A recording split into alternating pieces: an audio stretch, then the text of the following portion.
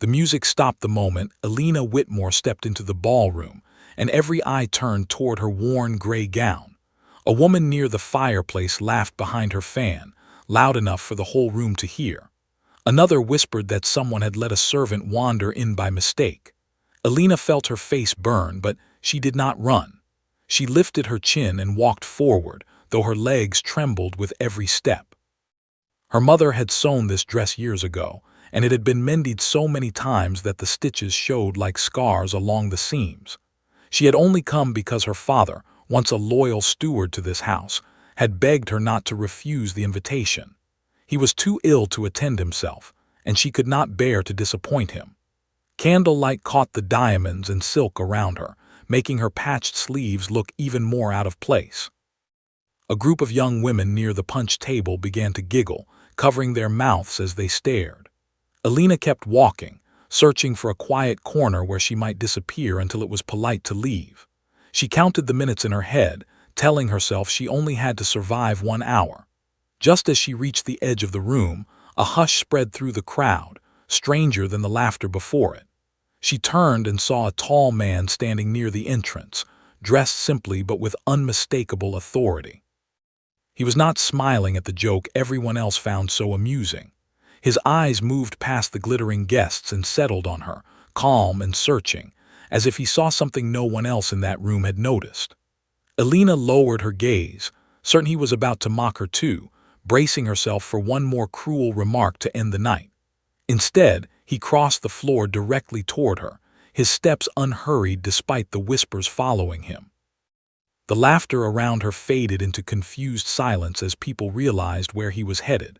She did not know who he was, only that his presence made the room feel smaller, as though every other person had stepped back to watch. He stopped in front of her and offered a small, respectful bow, the kind usually reserved for someone of great standing. Alina glanced around, certain this had to be some cruel trick arranged by the women who had laughed at her earlier. But his expression held nothing playful or unkind. He introduced himself simply without listing his titles and asked if she would do him the honor of a dance. For a moment, Alina could not find her voice. She thought of her patched sleeves, her scuffed shoes, the stares already burning into her back. Yet something about his steady gaze made her forget the whispers entirely. Slowly, she placed her hand in his, and the orchestra began to play again, filling the silence that had followed them across the room. Whispers followed Alina and the stranger as they moved together across the floor, but neither of them seemed to notice the stares anymore. He introduced himself as Julian Ashworth, though he said the name carefully, watching her face for recognition. Alina searched her memory and realized with a jolt that he was not merely a wealthy guest but the Duke of Ashworth himself, recently returned from years abroad. She had heard servants mention his name in hushed, admiring tones, though she never imagined she would stand this close to him, let alone hold his hand. He asked about her evening, and instead of empty compliments, he asked real questions about her life, her father, the house where she had grown up. Alina found herself answering honestly, forgetting to guard her words the way she usually did among strangers. She spoke of her father's illness, of the quiet mornings spent caring for him, of the small joys she found in simple things like reading old books by candlelight.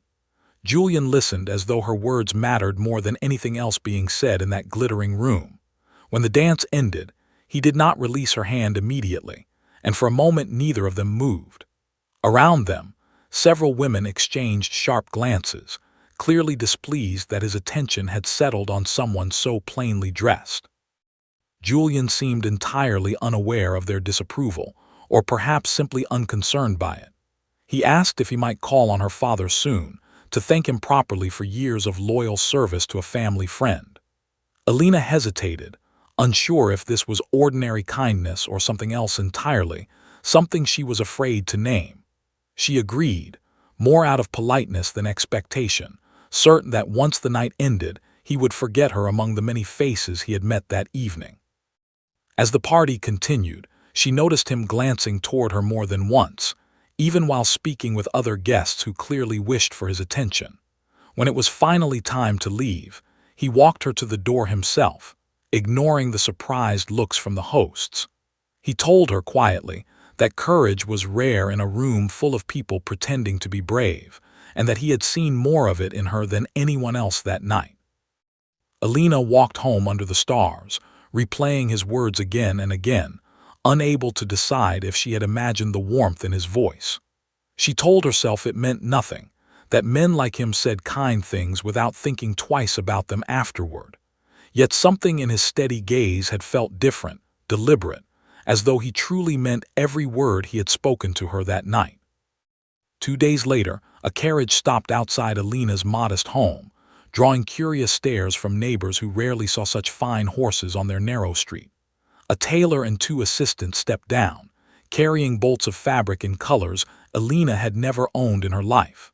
They explained, politely but firmly, that they had been sent by the Duke of Ashworth to prepare a wardrobe befitting a lady of her acquaintance. Alina stood frozen in her doorway, certain there had been some terrible mistake. She insisted they had the wrong house, the wrong woman, but the tailor simply unrolled a measuring tape and asked her to stand still. Word spread through the neighborhood before the sun had fully set, and by morning all of London seemed to know that the Duke had commissioned gowns for a woman no one had heard of before that ball. Some called it scandalous, others called it romantic, but everyone had an opinion, and none of them asked Alina for hers. She sent a letter to Julian that same afternoon, thanking him for his generosity but explaining, as gently as she could, that she could not accept such an extravagant gift. She feared what people would say, feared being seen as someone who had schemed her way into his favor. His reply came quickly, written in a steady, confident hand. He explained that the gowns were not payment for anything, nor were they meant to change who she was. He simply wished for the world to see the same strength and grace he had noticed the moment she walked into that ballroom. Alina read the letter 3 times before folding it carefully and placing it beside her mother's old sewing basket. Her father, weak but alert, asked to hear the letter read aloud, and when she finished, he smiled for the first time in weeks. He told her that kindness given without expectation was rare, and that she should not be ashamed to accept it if her heart told her it was honest.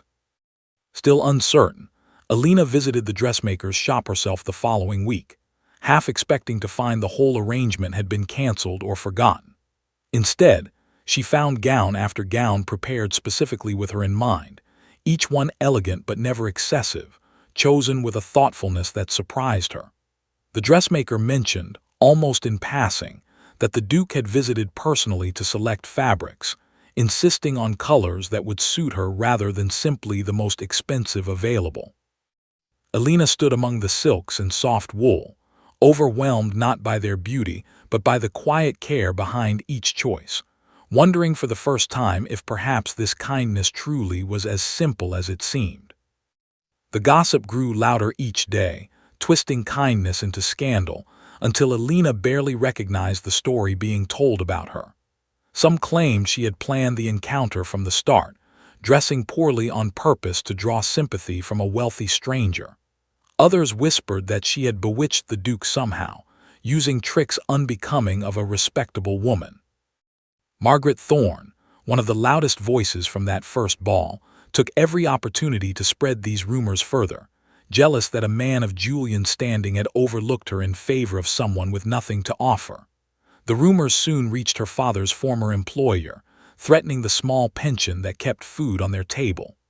Alina tried to ignore the whispers, but they followed her into shops, into church, into every corner of her once quiet life. Julian heard the rumors too, and they reached his family before he had a chance to explain himself properly. His mother, the Dowager Duchess, summoned him and insisted he end the association immediately, reminding him of the family's reputation and the expectations placed upon a man of his position. She spoke of suitable matches, of daughters from respected families who would strengthen his standing rather than threaten it. Julian listened patiently, but his answer surprised even himself with its certainty. He explained that he had spent years among people who valued titles and fortunes above honesty, and that Alina's quiet dignity meant more to him than any alliance built on convenience. His mother argued further, warning him of the embarrassment such a match would bring, but Julian remained calm, unwilling to let fear decide his future. Meanwhile, Alina considered returning every gown, believing that stepping away quietly might end the rumors and protect her father's fragile reputation. She wrote another letter, this one harder to compose than the first, explaining that she could not be the cause of division within his family. Before she could send it, Julian arrived at her door himself, something he had never done before. He told her plainly that he had made his choice, and that no rumor or family objection would change what he had come to feel. Alina searched his face for hesitation and found none. Still, she worried that his declaration in private meant little against the public judgment waiting outside her door. She asked him what he intended to do about the whispers that followed them both, and he answered simply that the truth, spoken clearly and without shame, was the only defense worth offering. Alina wanted to believe him, but years of quiet struggle had taught her not to trust promises too quickly, no matter how sincerely they were spoken. The final gathering of the season brought together everyone who had watched this story unfold, eager to see how it would end. Alina arrived wearing one of the gowns Julian had chosen himself, deep blue silk that caught the light with every movement, yet she carried herself with the same quiet confidence she had shown in her old, mended dress. Whispers followed her once again, but this time she did not lower her gaze or search for a corner to hide in. Julian found her almost immediately, and together they crossed the room toward the center, where his mother stood among a circle of watching guests. Silence spread as Julian raised his voice, clear enough for everyone present to hear. He spoke of the night he first saw Alina, explaining that what struck him was never her clothing but her courage in the face of cruelty that would have broken most people. He described the letters they had exchanged, her honesty, her refusal to accept gifts she felt she had not earned, qualities he had found nowhere else among the many families eager for his attention. Margaret Thorne stood near the back, her earlier confidence faltering as the crowd's attention shifted entirely away from her. Julian turned to his mother and asked, respectfully but firmly, for her blessing, explaining that he intended to marry Alina regardless of the answer she gave. The Dowager Duchess studied Alina for a long moment, taking in her steady posture and the calm way she met every curious stare in the room. Something in her expression softened, perhaps remembering her own younger years, or simply recognizing genuine devotion when she finally saw it clearly. She gave a small nod, and the room seemed to release a breath it had been holding all evening. Julian turned back to Alina and asked, in front of everyone who had once mocked her, if she would agree to become his wife.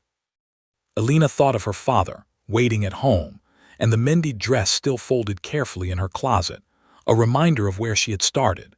She answered yes, her voice steady despite the hundreds of eyes watching her every word. The crowd that had once laughed now applauded, though Alina barely heard them, focused only on Julian's smile and the quiet relief in his eyes. News of their engagement spread through London within days, though this time the story people told was one of respect rather than ridicule. Alina Whitmore, once mocked for her poor dress, became a woman admired not for the gowns she now owned, but for the strength she had carried long before anyone thought to notice her at all.